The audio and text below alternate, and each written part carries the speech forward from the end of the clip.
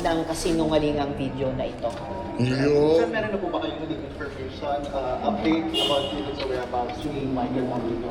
Wala pa ring firm updates about that dahil pagkatapos nung kanyang mga huling mensahe sa opisina ko noon lamang June 22 at 23 nitong 2025. Imagine, just a little more than a week ago, naghuhumingi ng rescue dahil siya daw ay kinidnap ng KOJC at siya daw ay dun dinadakip sa Glory Mountain. Hanggang ngayon at nung forward namin agad sa PNP yung mga messages na iyon at agad din nilang kinikilusan, kaya lang habang kinikilusan na yung kanyang mga mensahe noon ay lumabas na itong video. Take note din pala, no, yung nirereklamo ko, pinaiimbestigang fake news channel nagngangalang Pagtanggol Valiente.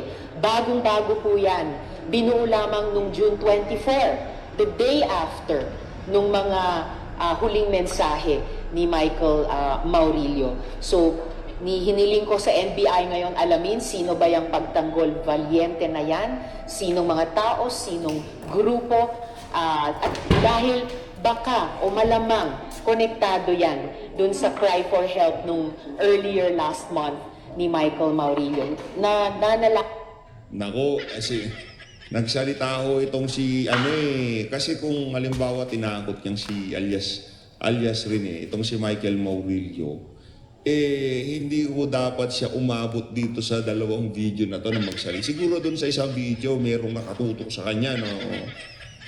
Hanger o pagka di ka nagsalita, papaluhin kita, di ba? Kaso wala naman hong ganun wala namang hong hanger na di ba? Yun ang problema ho dito mga kababayan. Wala ito kumbaga, siya yung tipong, parang, yung dating sa akin dun sa video, kusang loob na nagsasalita yung mama. O, tuloy. Tanging pa rin ako para sa kanyang kaligtasan. Sana matukoy kaagad ng PNP Davao kung nasan siya at mailigtas. Pero gayunpaman, kailangan na niyang magpaliwanag at managot kung bakit siya nagsisinungaling sa mga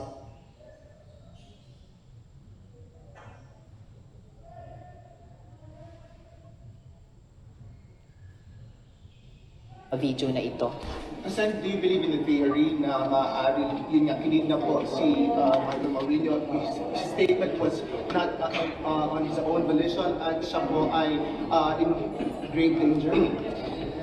Kung kinidnap talaga si Michael Maurilio at dahil doon ay kung nasa matinding panganib siya ngayon, all the more, sana ay mapasakamay na siya ng PNP para sa mailigtas sa anumang panganib na maaring pinaglalagyan niya at para din pwede siyang maimbestiga ng NBI batay dito sa reklamo ko at maging bahagi siya ng pagbuo ng kwento. Sino ba ang nasa likod nitong kampanyang ito ng pagsisinungaling, fake news, witness tampering, at saka psychological warfare. Okay. Do you think it's also appropriate that the government or Senate on their part gumawa po ng action para ma-rescue nga po ito kasi parang his life is in danger? Well, ang Senado, dahil kami po ay legislative body, hindi po namin mandato o kakayahan mag-rescue ng mga kababayan nating nasa panganib. Kaya nga po yung mga huling mensahe yon ni Michael Maurilio sa PNP Davao namin agad ibinigay para kanilang ma-actionan. At hanggang ngayon, inaasahan kong ma-actionan nila ang sitwasyon, kung ano man yon ni Michael Maurilio, at para mas mapalalim pa yung hiniling kong investigasyon ng NBI sa reklamong ito. Salamat po. Ayun na nga mga kababayan, yun po ang pinaka-latest kaugnay dyan sa paglantad na yan itong si alias Reneno. Dito naman ho tayo kay kay tawag dito, kay Ma'am Pinky Web at dito kay Leila de Lima.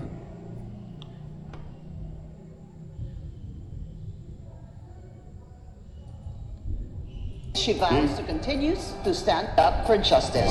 Let's get on point with ML Party List Representative Laila de Lima. Good evening. I have to get used to saying Congresswoman. No, I'm also not used to it. Kasi senator pa rin ang... Oh, senator. Isang beses nung naging senator, I'm not used to it. Kala ko talagang ano eh. No? Pagkaalala natin yes, sa'yo. naalangan pa ako nung tinatawag as representative. So good evening, Pinky. Congresswoman, good to see you. And, Good what an evening, honor and Pinky. pleasure to be here in your program, On Point. Thank you. I like the that title of your program, On And that's Point. what we're going to... Ang labo lang ko noong nitong press con na to ni Risa Hontiveros. Ikaw gumawa ng problema. Noong lumabas yung testigo, pinag-usapan sa social media, hindi nga lang sa social media, pati sa mainstream media. Ngayon, yung mga taong pinaksa yung linabas na video, pinagkakasuhan mo. to do right now, because again, you were acquitted by Judge Alcantara, if I'm not Yes, mistaken, the trial Abraham court Alcantara, judge, yes. of Muntinlupa RTC, and basically citing, reasonable doubt dito sa drug charge against you, which he already, acquitted you in the past.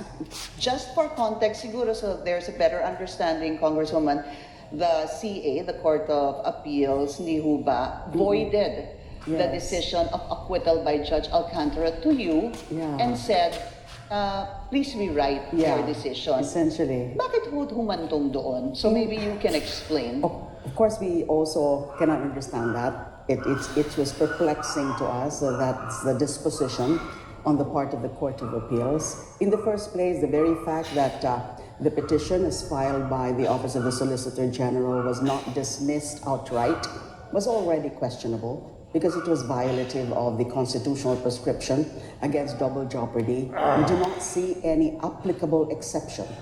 Okay, because the rule on double jeopardy is not really an inflexible rule that it would not admit of exceptions. We agree that in a decision of a court of law, so binalik. And then the trial court judge willingly accepted it. But you see in his decision, released only last Friday, June 27, it stood firm. It says that my earlier decision was already sufficient.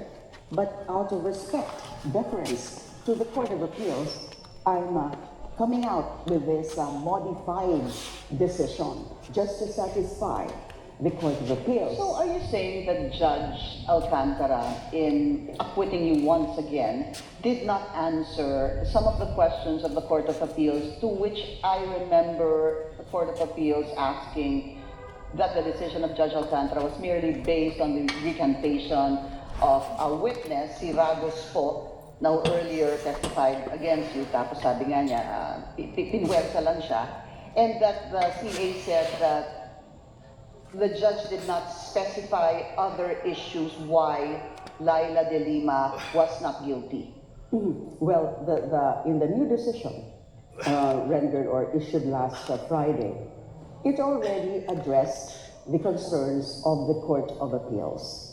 Okay, it already explained, quoted the portions in the transcripts about the answers of Ragos in his recantation. And so the conclusion still that the recantation was valid because there was no showing at all that the recantation was influenced by any consideration like monetary, like coercion, like pressure, and whatever, ill motives. So no showing of that because he was Ragos, the key witness, really stood firm, stood his ground. He was subjected to hours of cross-examination by the prosecution. If I'm not mistaken, it took 3 hearings, several hours, 10 hours or more than 10 hours for cross-examination, trying to break his determination in his recantation, but he stood his ground. All the things that I said before, the previous testimony, wherein I said that I delivered money on 2 occasions in my residence, 2 occasions, 5 million each, that's all false. So the prosecution, of course, was trying to break him. But you know that your recantation now is out of other consideration, but it's not.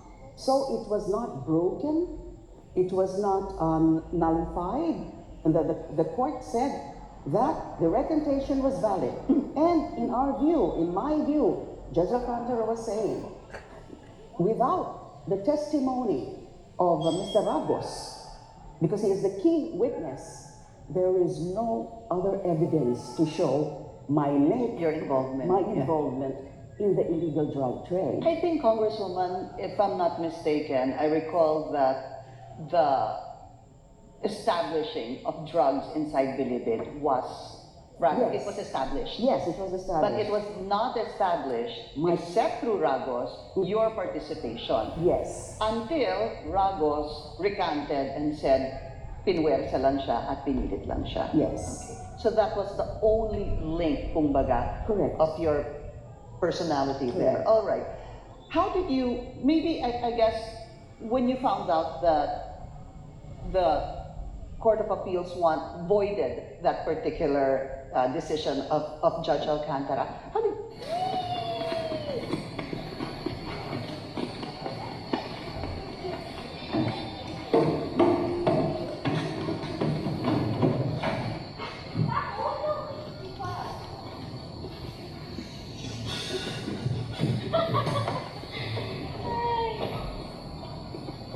you feel at that time? I mean, wala na kayo na. You, obviously, you had finished 2021, tapos na yung kaso 2023, that was the This case. is the 23. And then The last one 2024. is 2024. Right, but in 2023, you were already out on bail, hindi ba? November Yeah. 2023 for that third case, for that remaining case. For the 2024 Kasi the first case, two yeah. cases, the first one dismissed in 2021, I also applied for bail there, but was never acted upon. And then the second case, this one, the acquittal by Judge Alcantara, I also applied for bail there, but it was also not acted upon. Now in the third remaining case, nung tapos na yung dalawang case yun, supposedly, including yung kay Judge Alcantara, the court granted my granted bail in November 2023. That's why I was out on provisional, provisionally out on bail. November up to June 2024, when the third case was also finally dismissed. So I could say that I attained complete unmitigated freedom. And here comes the Court of Appeal decision. That's why I wanted to find out what was going through your head, you know, after being acquitted in 2024 with 3 cases already, that you had to hurdle a previous case that you were acquitted for. Yeah. Ano yung naging pakiramdam nyo? I mean, did that somehow, you know, bring back any guilt feelings, pain? Well, I was of course dismayed. First, I was surprised because even on the part of my legal team, we were confident that nothing would happen to that case, the petition for certiorari filed by the Office of the Solicitor General. So I'm thinking talaga na, madi-dismiss lang yan because it's clear. Acquittal is supposed to be final, and there again no applicable exception to that rule on double jeopardy. So we were confident, and then finally, eto nga, instead of dismissing it because of that, the rule on double jeopardy, ay pinakialaman and then pinasauli dun sa trial court at pinasulat muli yung desisyon. So I was very dismayed. That's why I have to say that I've been vindicated multiple times. You know, there's those cases one by one. It was dismissed out of my way, and then vindicated also because the truth has been coming out. You know, some of the witnesses have recanted or signified their intention to recant, and then the hearings before the Quad Committee, which shows who are the actually involved in the illegal drug trade. So I felt vindicated because that's what I've been saying all along. You know that with respect to the culpability of the Dutertes, also in the DDS killings and all that, because it originated, my case, my persecution originated When you were DOJ Secretary, when I was CHR. when you were CHR rather, yeah. Because Nauna pa pala. nauna pa, no 2009 pa yung DDS, and then SOJ, and then Senate, especially sa Senate. Kaya nga ginawa yun sa akin.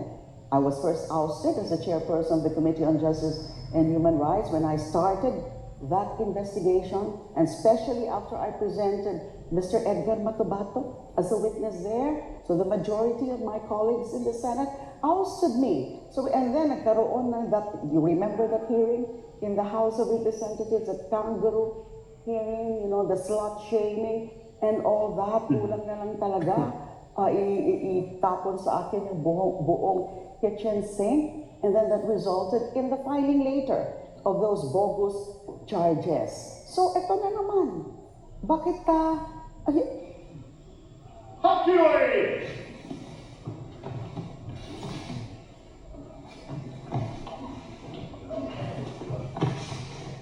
Go to your right, James.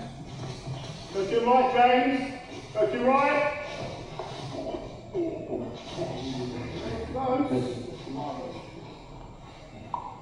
Use your head, Brian. Get your head and then that's it.